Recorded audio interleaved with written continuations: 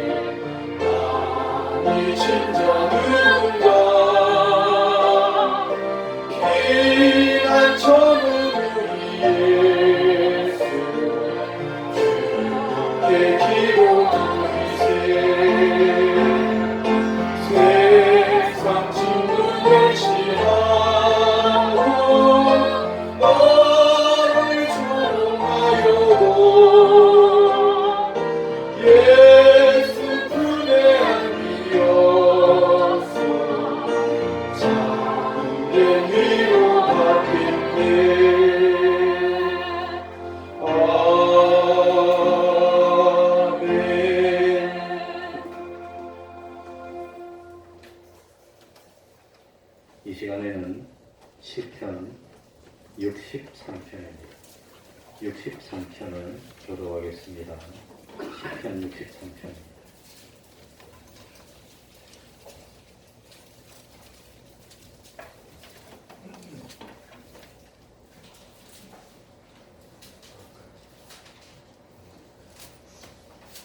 교독합니다.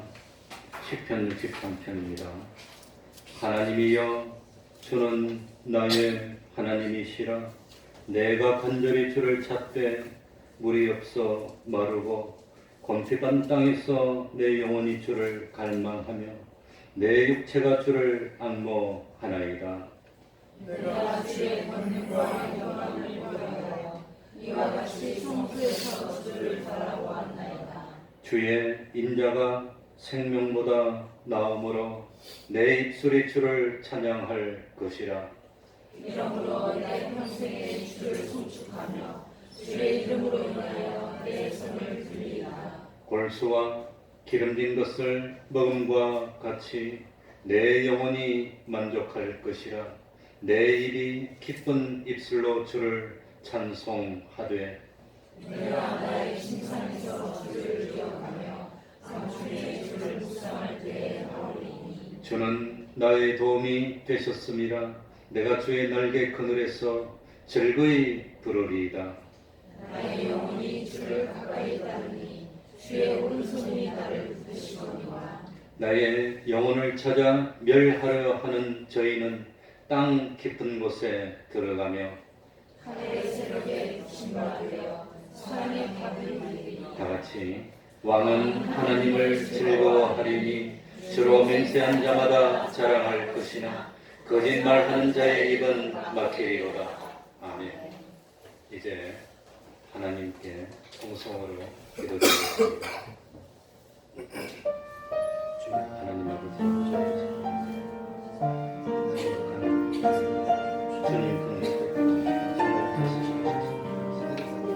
하나님 아버지의 참으로 진실 아버지 하나님이여 주여 주여 아버지 하나님이여 하나님 아버지여 주님이시여 하나님이시여 아버지 하나님이 언제까지나 하나님께 하나님 아버지 시리시네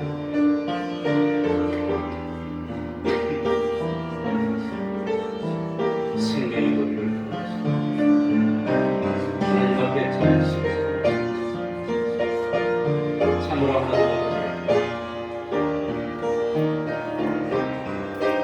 하나님 아버지 시리시네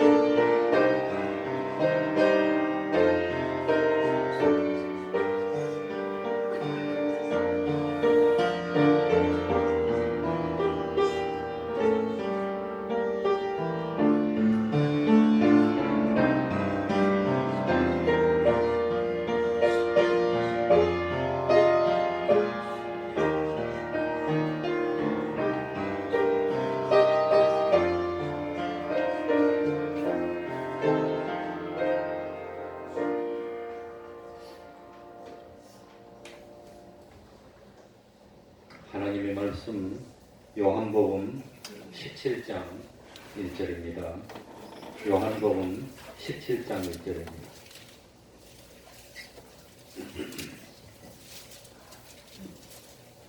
요한복음 17장 1절입니다. 제가 읽겠습니다. 예수께서 이 말씀을 하시고 눈을 들어 하늘을 우러러 가라사대 아버지여 때가 이르렀사오니 아들을 영화롭게 하사 아들로 아버지를 영화롭게 하게 하옵소서. 아버지께서 아들에게 주신 모든 자에게 영생을 주게 하시려고 만민을 다스리는 권세를 아들에게 주셨음이로소이다. 영생은 곧 유일하신 참 하나님과 그의 보내신 자 예수 그리스도를 아는 것이니이다. 아버지께서 내게 하라고 주신 일을 내가 이루어 아버지를 이 세상에서 영화롭게 하였사오니 아버지여 창세전에 내가 아버지와 함께 가졌던 영화로서 지금도 아버지와 함께 나를 영화롭게 하옵소서. 아멘. 5절까지 읽었습니다.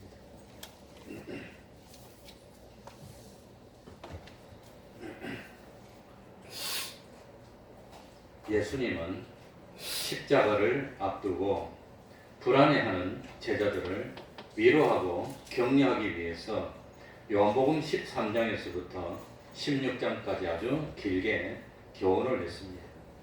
예수님은 제자들의 발을 씻어주면서 사랑을 표현했습니다. 그리고 천국의 영광을 이야기해주면서 제자들을 위로합니다. 성령이 임하시면 예수님이 하신 것보다 더 큰 일도 할 수 있다며 격려했습니다.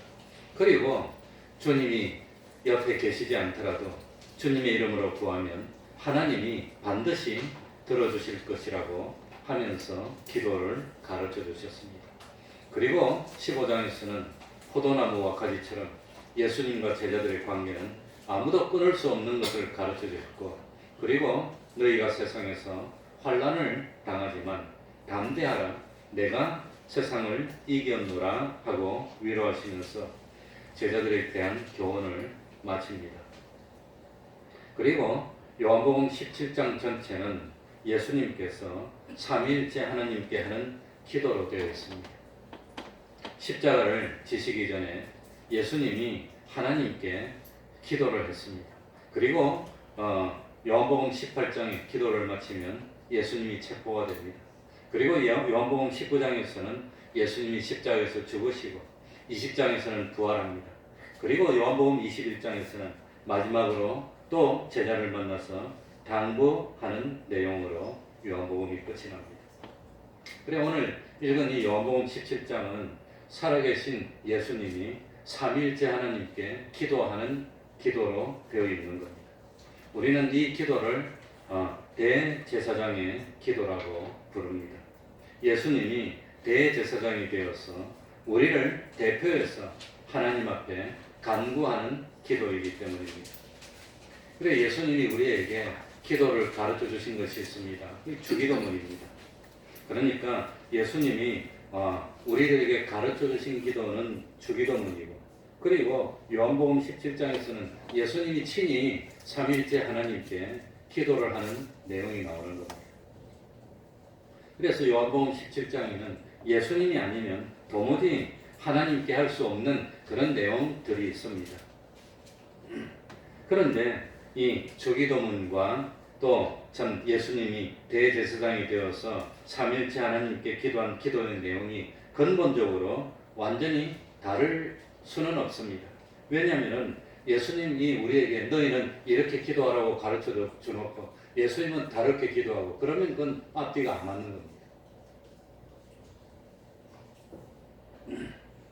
주님과 우리들 사이에는 근본적인 신분의 차이가 있기 때문에 그 기도가 완전히 똑같을 수는 없습니다. 그러나 기도의 주된 내용은 근본적으로 같은 성질의 내용입니다. 원래 기도에는 자기 무엇이 들어있다고 그랬지요? 지난번에 말씀드렸는데 기도에는 자기의 소원이 들어있습니다. 자기의 소원이 뭔가 보면 그 사람의 수준을 알 수 있고 인격을 알 수 있는 겁니다. 그래서 기도라는 것은 그 사람의 삶의 목표가 뭔지, 어떤 방식으로 세상에 살아가는지, 그 사람은 최고로 귀하게 여기는 것이 뭔지, 그 사람이 정말 기쁨과 보람으로 삼고 있는 것이 뭔지, 그게 기도에 다 드러나게 되어 있다고 하는 겁니다. 그러니까 우리가 도대체 예수님은 기도를 할 때 무슨 기도를 하실까? 그 내용을 알면 예수님의 소원이 뭔지, 예수님이 원하는 삶의 목표가 뭔지, 예수님은 무엇을 위해서 사셨는지, 예수님이 인간의 모습으로 세상에 오신 목적이 뭔지 그걸 알 수 있다고 하는 겁니다. 그리고 예수님이 정말로 우리에게 주시고 싶어하는 은혜, 예수님이 우리에게 주시고 싶어하는 그 축복이 뭔지 알 수가 있습니다. 그래서 이 요한복음 17장 전체가 예수님이 하나님께 하신 기도의 내용인데, 그 중에서도 첫 번째 하는 그 내용이 제일 중요한 내용입니다. 우리 1절부터 한번 같이 읽어봅시다. 요한복음 1절입니다. 17장 1절입니다. 예수께서 같이 읽습니다. 시작. 예수께서 이 말씀을 하시고 눈을 들어 하늘을 우러러 가라사대 아버지여 때가 이르렀사오니 아들을 영화롭게 하사 아들로 아버지를 영화롭게 하옵소서. 때가 이르렀사오니 무슨 때지요? 무슨 때지요? 죽을 때가 됐다는 거예요. 이제 난 갈 때가 됐다는 것입니다. 저는 40대에는 오래 못 살 줄 알았어요. 몸이 너무 안 좋고 연약하고 그랬는데 뭐 내가 60까지 살까 못 살 줄로 생각했는데 막상 60이 되고 나니까 이제 좀 오래 살 것 같아. 오래 살라고 하는데 데려갔을지도 몰라가지고 30대 중반 때 몸이 너무 안 좋았는데 그때 우연히 아무튼 병원에 가서 피 검사를 해보니까 피가 안 좋더라고요. 그래 인큐베이터 속에 들어있는 아이한테 헌혈을 좀 부탁을 해가지고 그래 가가지고 피 검사를 했는데 다 좋은데 그 간 수치가 나빠서 헌혈이 안 된다 그랬어. 그래가지고 위생병은 뭡니까 안식교인들 거짓말 안 하니까 저 위생병원을 찾아갔어요. 내가 청량리 있을 때니까 바로 옆이니까. 그래가지고 피 검사를 했는데 의사가 오래 못 살 것 같다고 그러더라고요. 간 수치가 너무 안 좋았어. 그랬는데 이게 오래 살게 됐어요. 건강해지고 하나님이 복 주셔서 때가 이르렀사오니 죽을 때가 됐다는 말입니다. 예수님. 그러니까 예수님의 이 기도는 뭘 앞두고 하는 기도지요? 죽음을 앞두고 십자가를 앞두고 하는 기도. 사형수 보고 마지막에 죽기 전에 한마디 할 말 있으면 해라 그러면 헛소리를 할까요? 정말 죽고 난 뒤에라도 남을 수 있는 마음에 맺혔던 그런 말을 한마디 할까요? 그러니까 예수님이 이제 죽음을 앞두고 하나님 앞에 이제 간구하는 내용이 이게 이제 1절의 내용부터 시작이 됩니다. 그래서 예수님의 소원이 뭐냐? 하나님 아버지, 하나님께서 아들 된 나를 어떻게 만들어주라 말입니까? 영화롭게 만들어주어서 아들 된 내가 하나님 아버지를 영화롭게 영광스럽게 해드릴 수 있도록 해주십시오. 이게 예수님의 소원의 첫 번째입니다. 이 예수님의 소원의 전부 다라고 하는 겁니다. 그래서 예수님의 기도의 제목 제일 첫 주의 기도 제목이 하나님 아들을 나를 영광스럽게 만들어 주십시오. 이게 첫 번째입니다. 영광스럽게 만들어 주십시오. 이게 무슨 뜻일까요? 하늘을 우러러 가셔서 아버지여 때가 이르렀사오니 때가 됐으니까 이제 아들을 영화롭게 하여 주십시오. 죽을 때가 됐는데 죽을 때가 됐으니까 영광스럽게 해달랍니다. 무슨 말입니까? 세상 사람들이 모든 사람들이 나한테 영광을 돌리고 머리를 숙이고 무릎을 꿇고 참 이 경의를 표할 수 있는 그런 영광스러운 존재로 만들어 주십시오. 이런 것이라고 생각하면 오해라고 하는 겁니다. 그 반대입니다. 그 반대. 원래 예수님은 세상에 오시기 전부터 하나님과 동등입니다. 영광스러운 존재입니다. 그런데 예수님이 죽음을 앞두고 이제 며칠 있으면인지 정확하게 내가 안 봐서 모르겠지만 아무튼 이제는 내일이나 되면 모레나 되면 죽어야 되는데 죽음을 앞두고 하나님 이제 내 죽을 때 되지 않았습니까? 나를 영광스럽게 만들어 주십시오. 이게 예수님의 최후의 소원이었다고 합니다. 그러니까 영광스럽게 만들어 달라는 것은 육신을 입고 있는 영육이 하나가 되어 있는 바로 이 상태에서 예수님의 인성, 육신을 영광스럽게 만들어 달라는 그런 의미입니다. 예수님의 신성은 영광스러운 존재입니다. 말할 필요도 없고 예수님의 신성은 하나님과 근본적으로 동등입니다. 그러니까 영광스럽게 만들어 달라는 것은 예수님의 뭐라 말이죠? 인성을 두고 하는 말입니다. 잘 모르겠지만 그런 게 있다는 것만 아시면 됩니다. 그러니까 하나님 이제 때가 됐습니다. 내가 가야 될 때가 됐는데 이제는 내가 참 죽어야 할 시간이 됐는데 그런데 영광스럽게 해주십시오 라는 말은 나를 죽여주십시오 이 뜻입니다. 나를 죽이라는 말입니다. 아무런 미련도 없이 내가 비참하게 죽도록 허락해 주십시오. 그 뜻입니다. 모든 택한 자의 죄를 내가 다 짊어지고 십자가에 못이 박혀서 내가 죽도록 내버려 두십시오. 그게 영광스럽게 해달라는 뜻입니다. 이 세상 사람들 중에서 제일 비참하고 고통스럽고 가련하고 천한 사람이 되어서 죽어가도록 십자가에서 죽도록 내버려 두십시오. 그 뜻입니다. 사람이 되어서 세상에 오신 예수님이 십자가를 지고 죽으시고 부활하여서 하나님의 택한 사람을 한 사람도 남김이 없이 구원을 이루는 이 역사는 예수님 단독으로 하실 수가 없습니다. 그래서 삼일체 하나님이 하나가 되어야지 이룰 수 있는 가능한 일입니다. 그런데 이 삼일체 하나님, 성부 하나님, 성자 하나님, 성령 하나님 중에서 실제로 사람들의 죄를 대신 지고 대신 형벌을 받고 대신 고통을 당하고 대신 순환을 당하고 해서 십자가에 죽어야 하는 그 역할은 누가 진단 말입니까? 성자이신 예수님이 실제로 해야 된다는 겁니다. 그런데 이 세상의 모든 택한 사람의 죄를 한 몸에 지고 죽어야 되는 이 역할은 영원 전부터 영원 후까지 기회가 단 한 번밖에 없는 겁니다. 이 역할을 맡는 존재는 영원 전부터 영원 후까지 최고의 영광을 누리게 되어 있습니다. 그래서 성경에 보면은 땅 아래에 있는 자들도, 땅 위에 있는 자들도, 공중에 있는 자들도 주님께 영광을 돌린다고 나옵니다. 그러니까 참 지옥에 있는 사람까지, 천국에 있는 사람까지, 만 피조물도, 만 존재도 영원히 이 영광을 돌리게 되고, 이것은 한 번 완성하면 영원히 변동이 없는 그런 일입니다. 그런데 이 역할을 삼일체 하나님 중에서 누가 맡는단 말입니까? 예수님이 맡는다고 하는 겁니다. 그러니까 이 일, 모든 사람들의 죄를 대신 지고 죽고 부활하는 이 일을 이제 이룰 수 있도록 허락해 주십시오. 그 뜻입니다. 그러니까 때가 됐으니까 쉬운 말로 하면 뭡니까? 십자가에서 죽도록 내버려 두시라는 뜻입니다. 그래서 예수님이 죽으실 때 엘리 뭡니까? 라마 사박다니 엘리 나의 하나님 왜 나를 버리십니까? 그래 보통은 고통스러워서 외쳤다는데 죽으면서 고통스러워서 비명 지르고 죽은 걸 숨겨라고 할 수 있습니까? 그러니 저 누구지요? 그 이라크에서 죽은 사람. 그 이라크에서 죽어서 참수당한 걸 내가 비디오로 찍어놓은 걸 직접 봤어요. 내가. 그걸 이제 인터넷 사이트에 들어가면 그런 거 모아놓은 사이트가 있는데 거기 들어서 직접 봤는데 그래 그 사람이 이 칼로 딱 죽이기 전에 영어로 외치더라고. I don't want to die 하고 막 외치더라고. I don't want to die. 그러니까 옆에서 한 100명이 팔 잡고 몸 잡고 목 잡고 이렇게 막 이렇게 내리치는 사진을 내가 찍고 그래가지고는 순교입니까 아닙니까? 근데 그분이 어느 교회 성도냐면 저기 뭐지요? 예? 샘물교회가 아니고 그 전에 이분이 저 분당에 예? 한식교회 성도예요. 그 한식교회 목사님 교회에서 광고하면서 순교했다고 광고를 하던데 야 순교하는 사람이 죽기 싫어서 나 죽기 싫어 근데 억지로 잡혀고 힘으로 죽었는데 그걸 순교라고 할 수 있어.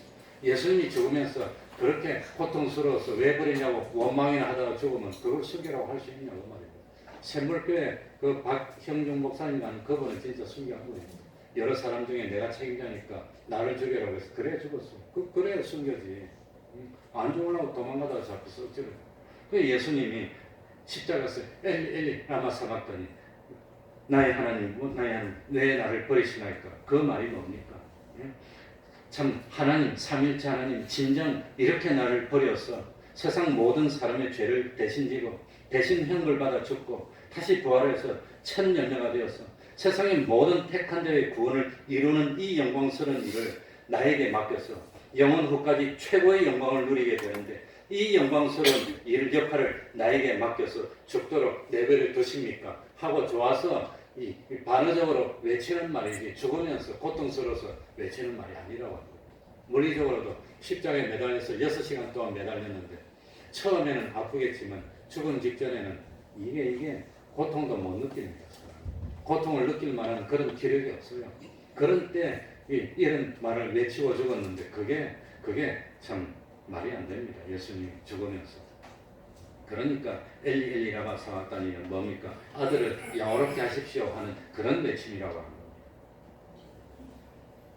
그러니까 지금 아들을 영화롭게 해주십시오 하는 뜻은 십자가를 지고 죽는데 하나님 버려두십시오. 내가 죽도록 버려두십시오. 모든 세상의 죄악을 다 짊어지고 하나님의 저주를 다 받아서 죽도록 내버려 두십시오. 그런 뜻입니다. 택한 모든 사람을 구원하여서 하나님의 자녀로 삼을 수 있는 이 일을 완성하는 영광을 내가 누릴 수 있도록 해주십시오. 이제는 때가 되지 않았습니까? 그 뜻입니다. 그래서 아버지여 때가 이르렀사오니 아들을 영화롭게 하여서 그 결과 아들로 하여금 아버지를 어떻게 영화롭게 하옵소서. 아들이 영광 받아서 자기만 영광을 누립니까? 아들이 영광을 받았는데 그 영광이 결국은 누구의 영광이 됩니까? 아버지. 아들이 성공하면 아버지가 샘을 냅니까? 아버지가 기뻐서 자랑하고 다닙니까? 이 세상에서 유일하게 자기보다 잘 되는 진실로 기뻐할 수 있는 존재는 부자 관계밖에 없습니다. 부부 관계도 묘해갖고 자기 부인이 더 높아지면 기분이 묘하게 됩니다. 근데 유일하게 부자 관계, 자식이 자기보다 잘 되면 아버지는 진실로 더 기뻐하는 겁니다. 그러니까 그래서 하나님과 우리 예수님이 성부 성자의 관계입니다. 그 아들이 영어롭게 됐는데 그 아들이 영어롭게 되온 결과 그 영광이 누구에게 돌아갑니까? 아버지에게 돌아가게 해달라는 겁니다.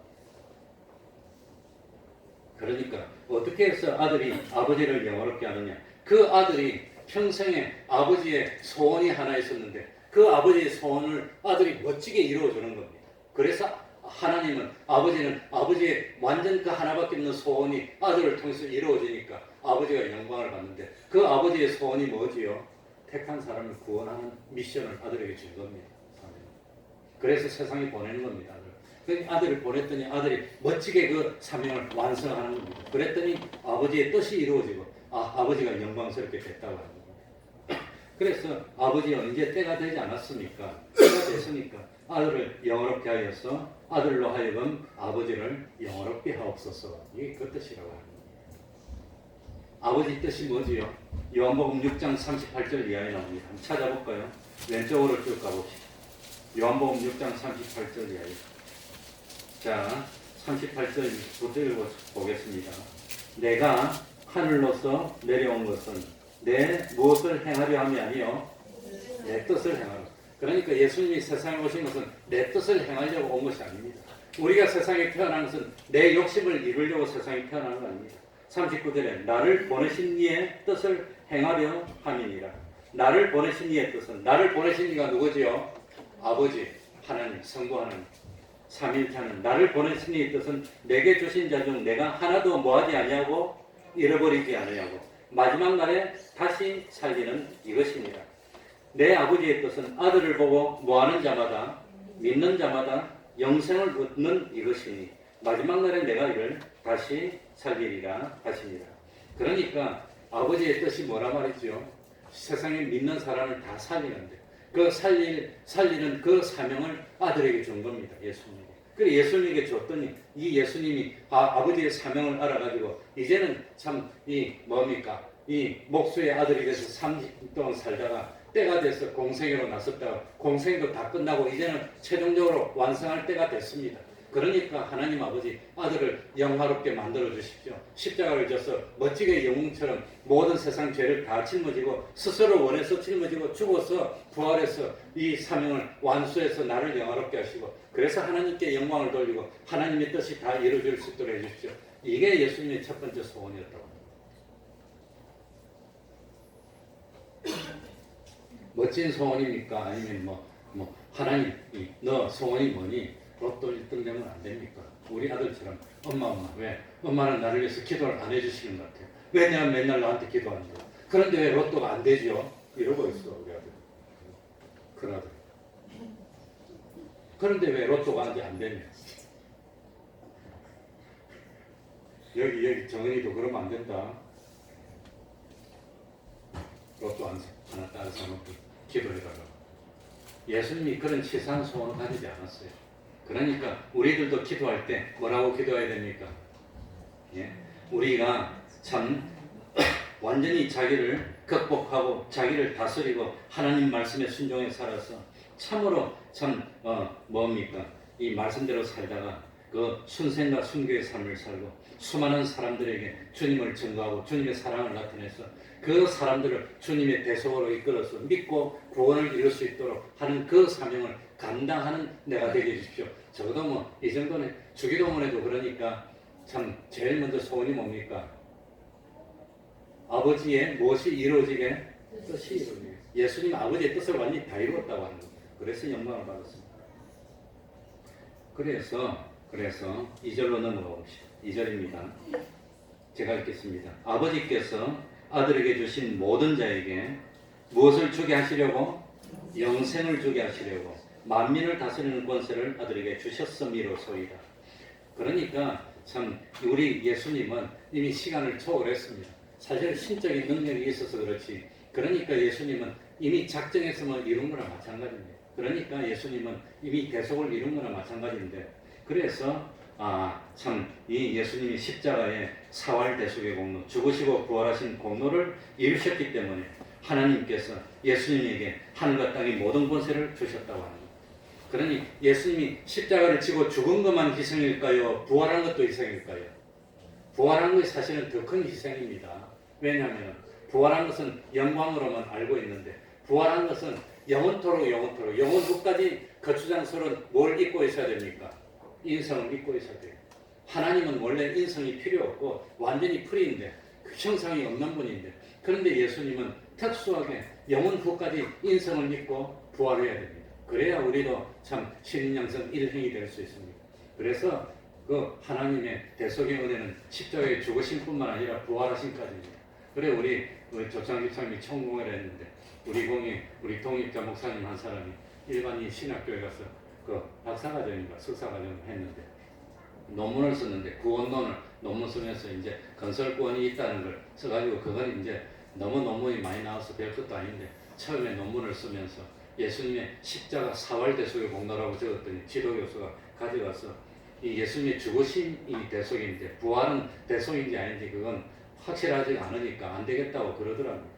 왜 부활이 대속이 아니냐, 암만 설명해도 참 설명이 그럴듯하기는 한데, 그걸 참 학문적으로 여러 사람이 받아들이고 인정이 돼야 되는데 아직 그런 예가 없기 때문에 받아줄 수가 없다고 그러더라고요. 그래가 고민하다가 우리 장로교회 교리서 중에 제일 뭡니까? 캐논이 되는 게 그게 뭐냐? 칼빈의 뭐지요? 기독교 강요입니다. 근데 칼빈의 기독교 강요를 나도 강요를 가져와가지고 찬찬히 읽어보니까 죽으시고 부활하시고 그래 놨더라고요. 그래가지고 칼빈의 기독교 강요에 죽으시고 부활하시고 사활로 되어 있다고 인용을 딱 했더니 그 다음 또 아무 말도 못해요. 그래 통과다 그랬어. 그래 지금은 유명한 인사학자가 발표하는데 죽으신가 부활하시면 그래 놨더라고요. 이제 그게 대한민국이 다 돌아온 거예요. 은연 중에. 그거 한 지가 한 몇 년 됐더라고요. 10년도 안 됐어. 10년도 안 됐어. 우리는 60년 그때부터 이걸 주장해 사활대속의 공로라 했는데, 그건 그러니까 우리 같은 사람은 암만 주장해도 소용이 없고, 칼빈 같은 사람이 기독교 강요해 보니까 사활 이래 놨어. 근데 자기들이 그걸 못 본 모양이에요. 죽으신 것만 본 거예요. 그래서 요즘 가끔가다 이 뭡니까 기독교 계통의 신문이나 그런데 어느 박사 죽었어 이제 기념 어떤 교리 발표회 하는데 보니까 누구가 저도 이 합신에서 공부를 했는데 그게 총장인가 누군가 아무튼 교리 하는 사람이 발표하는데 제목을 딱 유심히 봅니다. 보는데 죽으신가 부활하신 딱 그려놨더라고. 그전에는 부활하심이 희생이 그런 게 없었어요.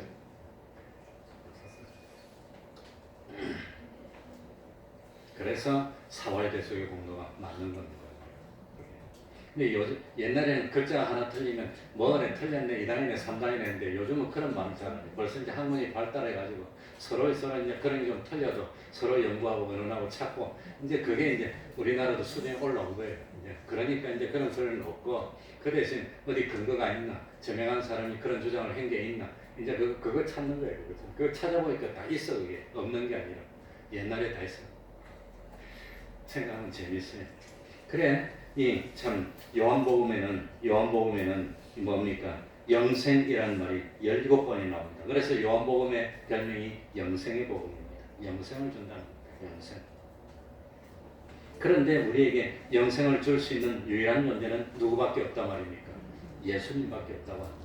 그래서 예수님을 모르는 사람들이 본성적으로 아무리 열심히 착하게 살고 빛으로 살아도 구원을 못 얻는 것은 근본적으로 인간은 전적 타락에 빠졌고 예수님을 통하지 않고는 영생을 얻을 수 없다는 겁니다.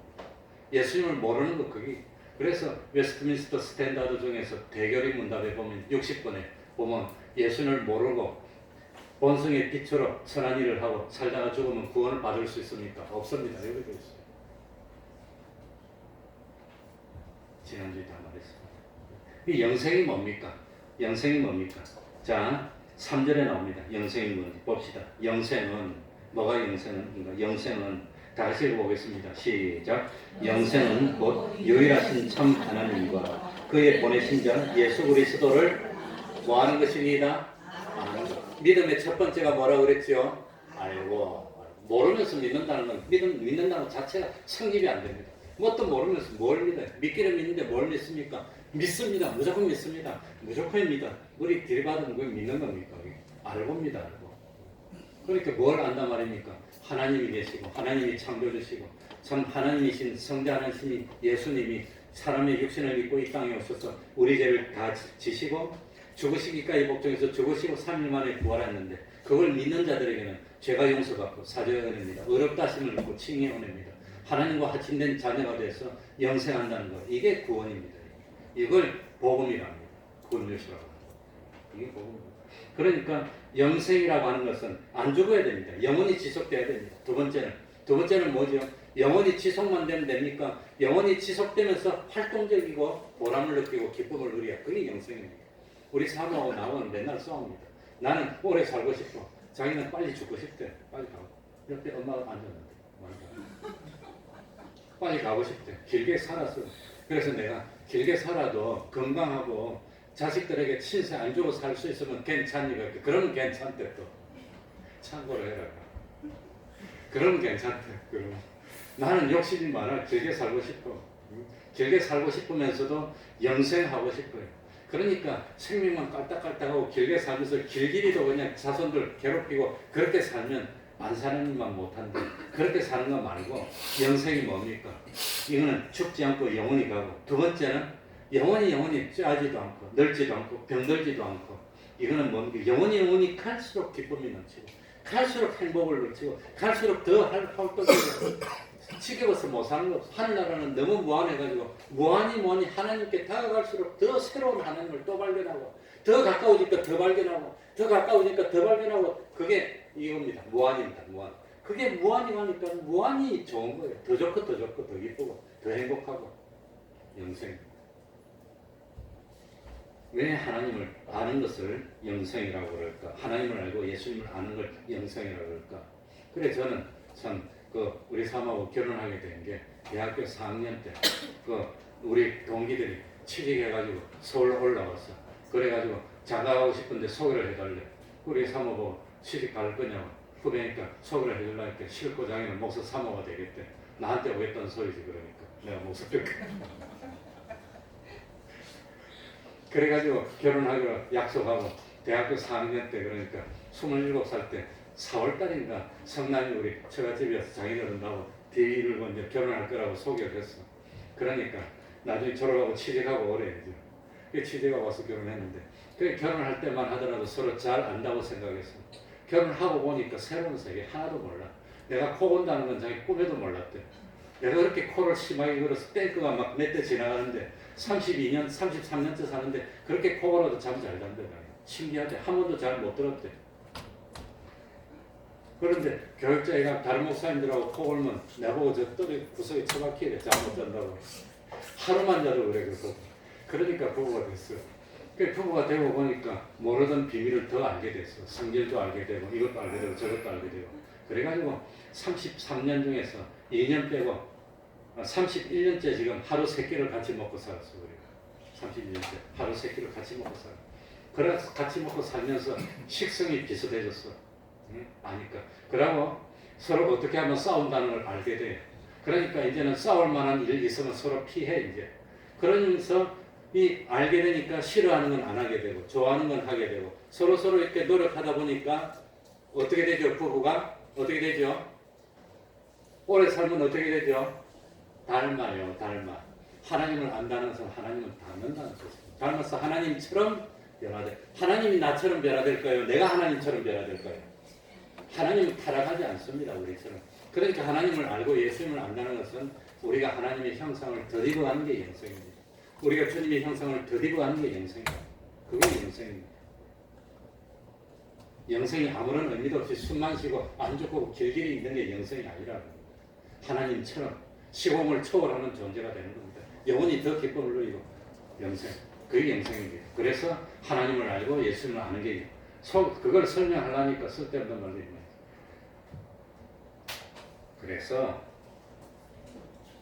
영생은 하나님을 알아갈수록 새로워지고 또 알아갈수록 더 새로워지고 하나님 알아갈수록 더 새로워지고 하나님은 무한이니까 아무리 파도 또 더 새로워지고 새로운 세계를 알고 그렇게 새로운 세계를 느끼면서 영원히 무한히 나가는 그게 영생입니다. 그게 그 기쁨이 얼마나 더할까요? 4절로 가겠습니다. 4절입니다. 자, 아버지께서 다 같이 읽겠습니다. 시작. 아버지께서 내게 하라고 주신 일을 내가 이루어 아버지를 이 세상에서 영화롭게 하였사오니 아버지를 영화롭게 할 수 있는 하는 방법이 뭐죠? 아버지께서 내가 세상에서 하라고 주신 일 이걸 두 글자로 하면 뭡니까? 이게 사명입니다. 미션입니다. 미션. 그걸 예수님이 완성해서 아버지를 영화롭게 했다는 겁니다. 하였사오니 5절 읽고 마치겠습니다. 다 같이 읽겠습니다. 아버지여 시작. 아버지여 창세전에 내가 아버지와 함께 가졌던 영화로서 지금도 아버지와 함께 나를 영화롭게 하옵소서. 그러니까 예수님은 원래부터 하나님과 동등입니다. 하나님과 똑같이 영광스러운 존재였는데 그 하나님과 동등된 것을 포기하고 피조물로 낮아졌어요. 그래도 피조물로서 노력해서 하나님 보좌 우편까지 간 겁니다. 그 피조물이 완벽한 그야말로 세포 하나의 죄도 없이 완벽하게 하나님 보좌 우편까지 갔으니까 이제는 옛날의 그 영화를 회복시켜서 하나님과 함께 영화를 누릴 수 있는 내가 되게 해주십시오. 이게 예수님의 기도예요. 그러니까 원래 영광이 없는 사람인데 영광스럽게 만들어 달란 말이니까 원래 영광스러운 존재였는데 포기하고 내려왔는데 그걸 다시 회복시켜서 하나님과 함께 합시다. 이제 예전처럼 회복합시다. 회복해서 영광스럽게 하나님의 영광에 함께 영광을 누리고 온 피조 만물을 영화롭게 만드는 그런 일을 하겠다는 겁니다. 오늘 5절까지 했습니다. 마치 이게 예수님의 기도입니다. 예수님의 기도, 예수님의 소원은 우리들이 구원을 얻고 하나님의 형상을 이루어서 영원토록 하나님의 영광에 동참하는 자가 되게 만드는 것. 그게 예수님의 소원입니다. 적어도 소원을 말하라면 그 정도는 해야지 수준이 있는 겁니다. 소원이 뭔데? 소원이 뭔데? 저 오늘 한문에 가서 내 첫사랑하고 결혼하지 못하면 죽겠다고 하면서는 그런 거 하지 말고 이런 거 하시기 바랍니다. 뜻이 하늘에서 이루어진 것처럼 땅에서도 하나님의 뜻을 이루는 사명을 감당하는 내가 되게 해주십시오. 이렇게 말하면 좀 수준이 있어 보이잖아요. 하나님. 기도하겠습니다. 하나님 아버지 감사드립니다. 참 어둡고 캄캄하고 자기밖에 몰랐던 악한 저희들을 우리 하나님이 택하여 주시고 영생의 있음을 깨닫도록 하여 주셔서 이제는 어두운 가운데서 빛을 바라보고 나아갈 수 있는 그런 자로 살게 하여 주셨으니 감사드립니다. 주님으로 말미암아 소망이 생겼습니다. 성령님이 보증하시는 소망입니다. 이제는 참 하루살이처럼 욕심으로 살지 않도록 하여 주시고 주님이 가셨던 그 길을 그대로 따라서 나도 주님처럼 살아서 주님이 이룩한 그 영광의 구원을 나도 이룰 수 있는 그 사람이 될 수 있도록 하여 주옵소서. 주님이 섬기는 삶을 사셨고 희생하는 삶을 사셨고 사랑의 삶을 사셨던 것처럼 나도 이제는 자기를 버리고 자기를 쳐서 복종시키고 참 욕심을 다 십자가에 못 박고 주님처럼 섬기고 사랑하고 참 복음을 전파하고 주님의 사랑을 나타내는 그래서 어디서 무엇을 하더라도 하나님의 영광이 되고 하나님의 기쁨이 되는 우리 태평동교의 권속들이 되게 하여 주시고 세상에 살면서 힘들지 않도록 적절한 물질도 주시고 건강도 주시고 화목해 하여 주시고 참 하늘나라의 기쁨을 누리며 참 생명의 면류관을 얻을 수 있는 저희들이 다 될 수 있도록 은혜 위에 은혜로 더하여 주시옵소서. 예수님 이름으로 기도하옵나이다. 아멘. 찬송하겠습니다. 138장.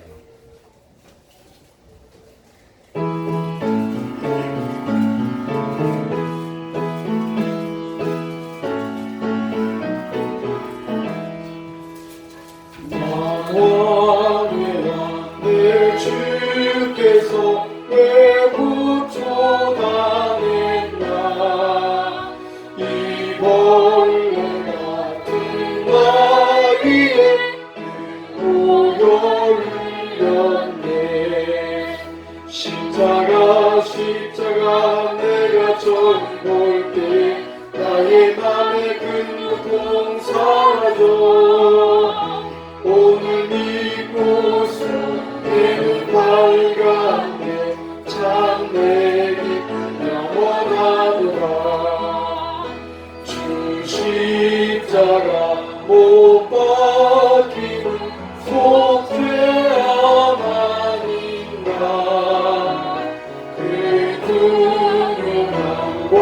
그늘에 말할 수 없도다. 십자가 내가 처음 볼 때에 나의 맘에 큰 고통 사라져. 오늘 이곳은 밝았네. 참 내 기쁨 영원하도다. 늘 울어도 그 그늘에 바라볼 수 없네. 나 주님께 몸 바쳐서 주의 일 힘쓰리. 십자가 내가 처음 볼 때 나의 맘에 큰 고통 사라져. 오늘 이곳은 매우 밝았네. 참 내 기쁨 영원하도다.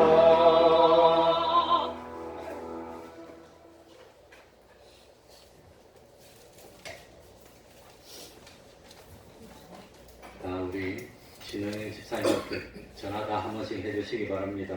용기를 가지고 온 가족이 나올 수 있도록 10월 3일 날